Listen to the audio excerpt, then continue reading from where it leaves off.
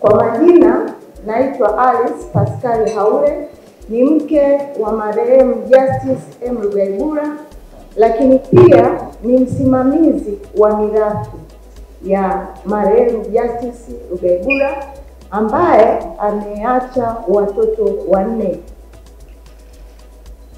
Na kutokana na alivyoongea mkuu wa mkoa na viongozi wote wa serikali, ili jambo sihitaji kulieleza tena kwa sababu limezungumzwa.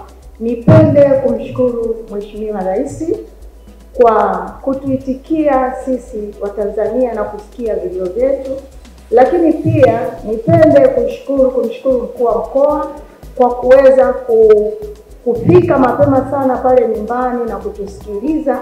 Namshukuru pia mkuu wa wilaya pamoja na vyombo vyote vya dola ambao walisikia swala letu na wakatia nguvu kubwa sana kulifuatilia kwa kina. Nawashukuru pia majirani, wananchi pamoja na vyombo vya habari kwa kile ambacho mlikifanya kwa siku ile ya tukio, kikasaidia zaidi viongozi wetu waweze kupata picha ya nini kinaendelea. Lakini pia nipende kusema kitu kimoja. Nimemsikia mkuu wa mkoa akiongelea kwamba mama yetu Mama Samia atakuwepo hapa Dar es Salaam. Nipende kuambia wamama wenzangu, wanawake wenzangu, na sio wanawake tu, hata wanaume ambao wanapitia migogoro mbalimbali ya kifamilia au jambo lolote ambalo linaleta utata, anapokuwepo rais hakuna kinachoharibika.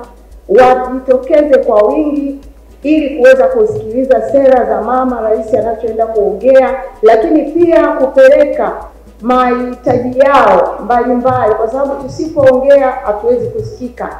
Kwa hiyo ni muhimu sana kuwapelekea viongozi wetu yale mambo yanayotusibu. Labda mimi nisingekuwa nimepaza sauti, wasingeweza kujua ni nini kinaendelea chini ya kapeti.